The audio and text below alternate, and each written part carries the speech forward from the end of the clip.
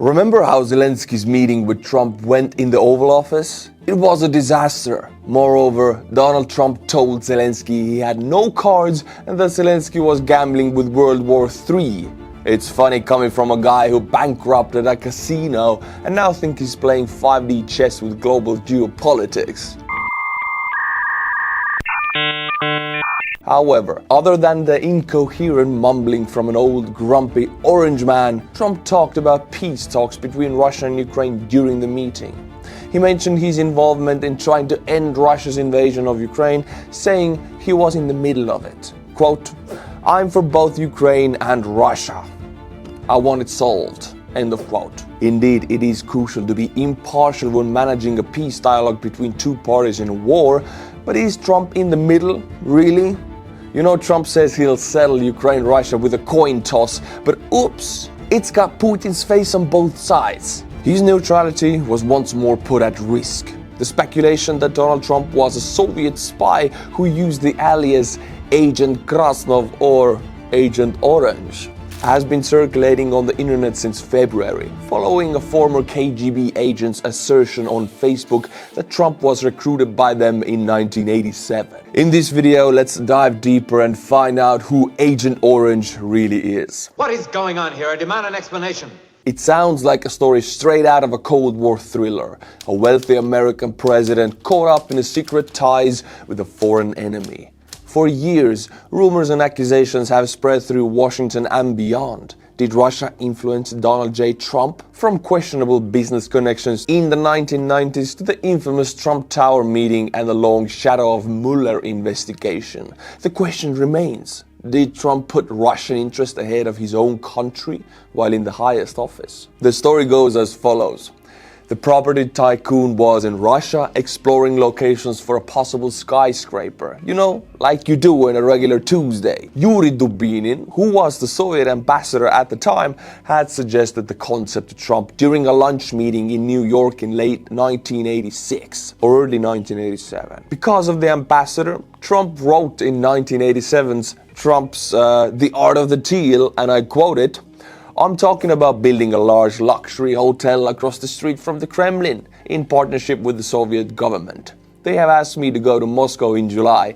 End of quote. Nothing suspicious, right? When the Soviets invite you, they're doing it with utmost sincerity, right?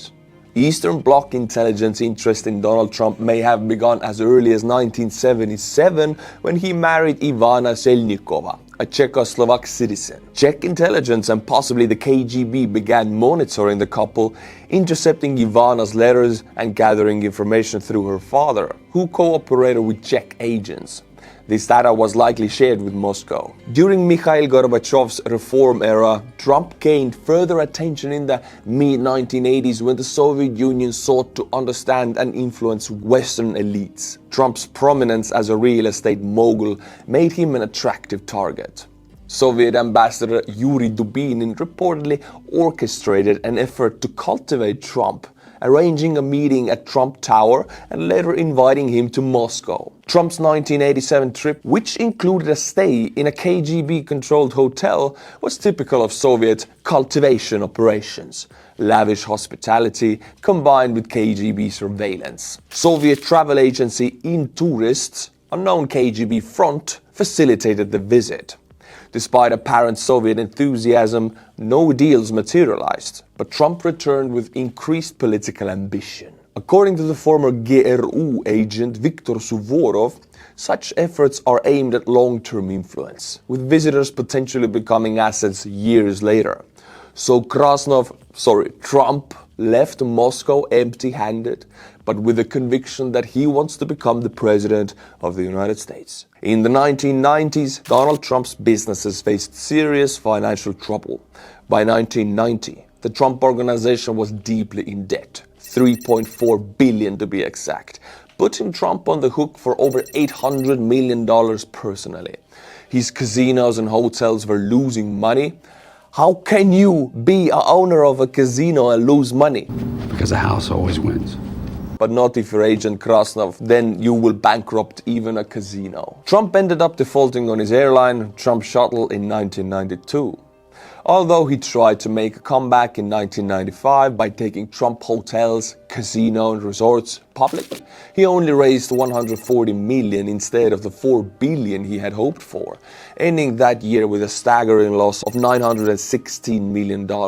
His financial difficulties continued through the late 90s, and he often leaned on his father, Fred Trump, for help, using questionable tax methods to hide that support. After Fred passed away in 1999, Trump lost that safety net and his businesses filed for bankruptcy in 2004 and then again in 2009.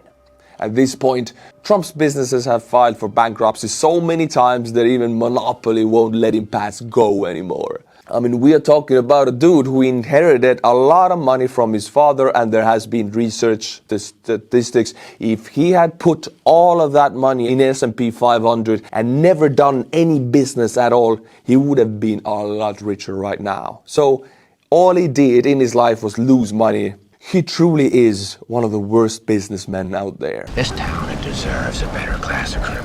Financial experts and banks started to back away from Trump because of his shaky financial history, even giving it a nickname, the Donald Risk. Despite this, between 1998 and 2012, Trump launched 15 real estate projects, many of them funded by wealthy Russians looking for secure places to invest their money after Russia's financial crisis in 1998. The Trump Organization became a popular partner because of its luxury appeal and a lack of strict oversight. Important backing came from the Bayrock Group, which was started by a former Soviet official, and Deutsche Bank, which was one of the few banks willing to lend to Trump, despite being fined for mishandling Russian money. Trump denies Russian influence so hard, you'd think these oligarch checks were written in invisible ink. Many Russian buyers were interested in Trump's properties, especially in Florida, where communities nicknamed Little Moscow started to develop. Notable deals like Russian billionaire Dmitry Rybolovlev buying a Trump mansion for $95 million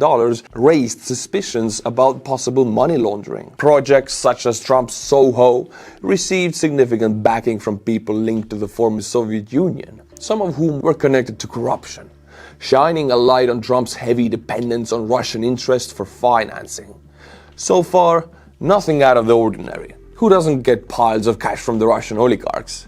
They obviously invested in Trump because he is a genius and nothing else, right? I dare to claim that if I would get 10 million right now and I would have to start my own casino, I would run it with profits. I dare to claim it right now. But how about elections?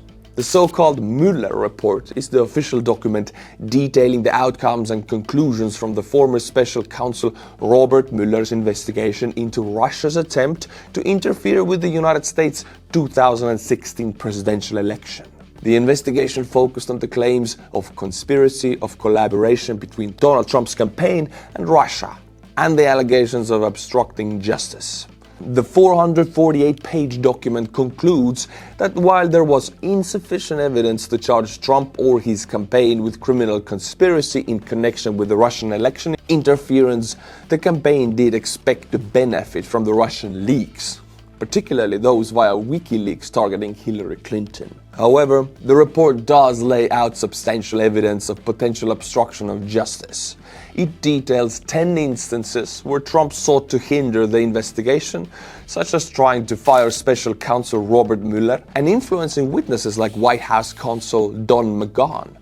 McGahn refused Trump's order to have Mueller removed and was prepared to resign rather than comply, a pattern echoed by others in Trump's circle who declined to follow potentially unlawful orders. Trump saying he didn't interfere with Mueller's investigation is like a kid yelling, "I didn't eat the cookies," with crumbs all over his face and his hand still in the jar. The report also notes that Trump edited a misleading statement about 2016 Trump Tower meeting involving Russians and his campaign team and urged officials like Jeff Sessions and Corey Lewandowski to publicly assert his innocence. Mueller's team decided to charge Trump aides beyond those already indicted, emphasizing that obstruction efforts were largely unsuccessful because staff refused to act. Mueller didn't charge Trump not because he was innocent, but because his staff treated his orders like a group chat suggestion. seen, ignored, and never acted on. However, the investigation led to significant legal consequences for numerous individuals and entities. The probe resulted in 34 indictments, including 3 Russian businesses and 7 guilty pleas, with 5 people sentenced to prison. Among the most high-profile figures was Paul Manafort, former Trump campaign chairman, who was convicted of financial crimes linked to his lobbying work in Ukraine. He was sentenced to over 7 years in prison after pleading guilty to conspiracy and witness tampering. His associate Rick Gates also pleaded guilty to conspiracy and lying to prosecutors, cooperating with the investigation to reduce his sentence. Michael Flynn, Trump's former national security advisor, admitted to lying to the FBI about contacts with the Russian ambassador and undisclosed lobbying for Turkey. He acknowledged that his actions impacted the FBI's Russia probe. Roger Stone, a longtime Trump ally, was convicted on 7 counts, including lying to Congress and witness tampering, stemming from his communications about WikiLeaks and its role in releasing the hacked Democratic emails. As you can see, lying and conspiring among Trump's circle is a must. And of course, Trump pardoned these gentlemen and dozens more because where else could he find so many devoted liars? Although Trump was not arrested for an alleged Russian collision in his first 100 days of presidency, he did everything to destroy the US alliance with Europe. During his presidency, Trump repeatedly criticized NATO, viewing it as an unfair burden on the US due to other members' low defense spending. In his second term, Trump hasn't openly threatened to leave NATO, but has significantly undermined its credibility. Especially the Article 5, the principle that an attack on one member is an attack on all. His remarks, including casting doubt on whether the US would defend Europe and suggesting Russia attack delinquent NATO members, have led allies to question America's commitment. Trump treated NATO's Article 5 like a gym membership, happy to enjoy the benefits, but no intention of showing up when it's time to lift. You want to quit? I want to quit the gym. Trump's actions, such as cozying up to Russia, imposing tariffs on allies, and humiliating European leaders, have deepened fears in Europe that NATO can no longer be relied upon. European leaders like Emmanuel Macron and Germany's Friedrich Merz have emphasized the need for strategic autonomy, acknowledging a future where Europe might need to defend itself without the US help. Discussions of European nuclear deterrent, especially involving France's arsenal, have gained momentum. Despite Trump's criticisms, NATO defense spending has increased, with 23 out of 32 members now spending the 2% GDP target. By the way, Estonia will be close to 5% next year, leading in the NATO defense spending percentage-wise. Trump claims credit, but experts suggest Vladimir Putin's aggression is the true catalyst. You know, it's like Trump claims he built world peace in one day, but his only move was tweeting, "Vladimir, stop," while golfing. Meanwhile, weakening of the US commitment under Trump has global implications. If allies doubt Article 5, adversaries like Russia may test NATO's resolve through a gray zone attack, such as a sabotage or cyber warfare. Some European policymakers see a silver lining, though. It could be an opportunity for Europe to take greater control of its defenses. However, transitioning away from US leadership is a major shift after 80 years of reliance, raising difficult questions about Europe's future security and strategic leadership. Trump thinks NATO is like a group chat. If he doesn't like the conversation, he just leaves and starts his own with Russia. Fine, I'll go build my own lunar lander with blackjack and hookers. Donald Trump takes pride in his unpredictable nature and transactional style. While these methods might be effective in real estate, they could prove detrimental in international relations, jeopardizing the enduring partnerships the US has established with nations like Japan, Germany, Australia, Canada, and Britain. The tariff conflict and aggressive language from Trump administration have diminished trust among allies. prompting leaders such as Canada's Mark Carney and Germany's Friedrich Merz to advocate for increased autonomy from the US. Although nations affected by tariffs may pursue agreements to mitigate economic harm, they are likely to implement long-term policy changes aimed at decreasing their reliance on the US. The geopolitical costs include a potential decline in American arms sales, as European nations consider buying European arms due to Trump's threats and damage to relations with key allies like Japan and South Korea, which now view US tariffs as a crisis. Trump's unpredictable behavior threatens the trust that underpins the US alliances, benefiting rivals like China. Reviving the trust lost during Trump's presidency will be a monumental challenge, even after he leaves office. Trump's rhetoric on territorial expansion signals a potential shift in US foreign policy.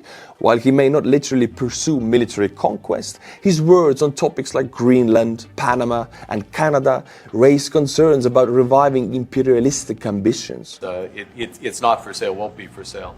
Ever. But never say never. Never say never. Trump's calls to expand American territory and his openness to using economic or military pressure threaten to undermine a key principle of the post-World War II international order: the prohibition of territorial acquisition through coercion or force. Historically, territorial expansion was a common practice, with countries regularly seizing land from weaker neighbors. The US itself had a history of aggressive territorial expansion in the 19th century.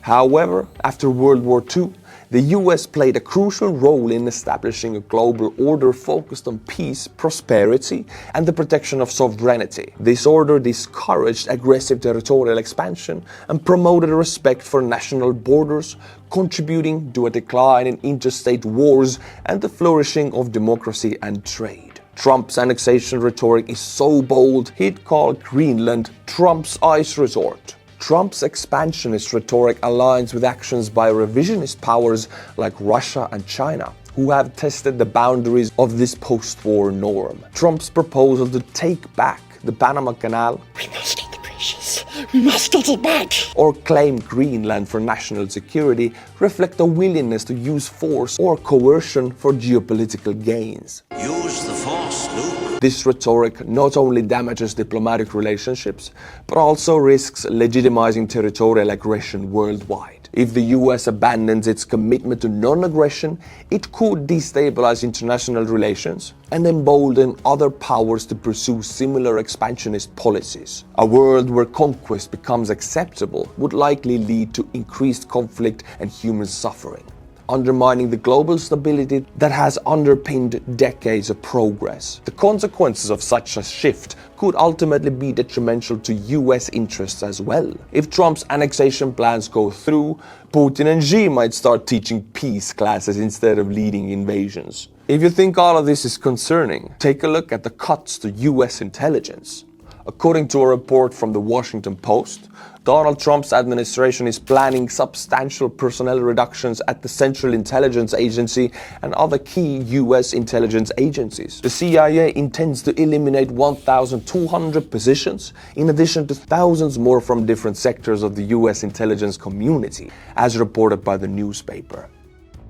Since assuming office in January, Trump and his billionaire partner Elon Musk have embarked on a cost reduction initiative that has severely impacted and aimed to dismantle various agencies, leading to the exit of over 200,000 federal employees.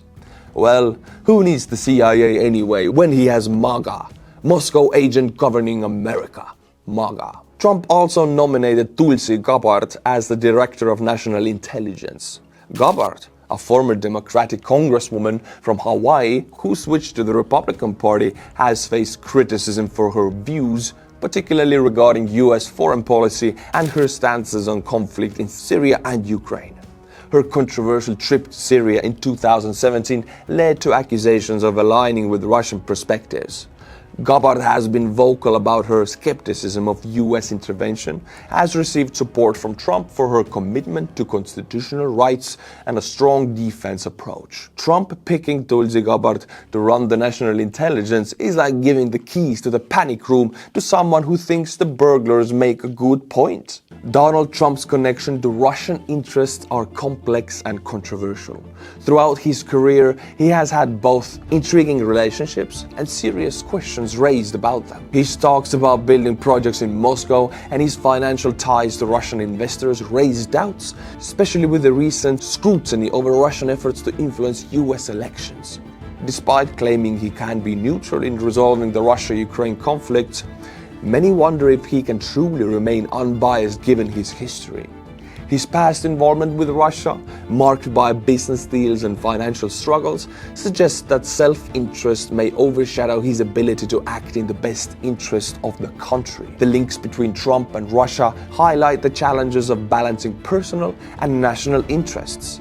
As we look at his past, the real question remains: can someone with such a complicated history truly mediate effectively in international relations? My answer to you is a definite no. Time has showed it to us right now. Trump himself is showing it to us that he understands nothing about business, nothing about geopolitical relationships, and that he does not value the allies that the US has built over the last, let's call it, a century.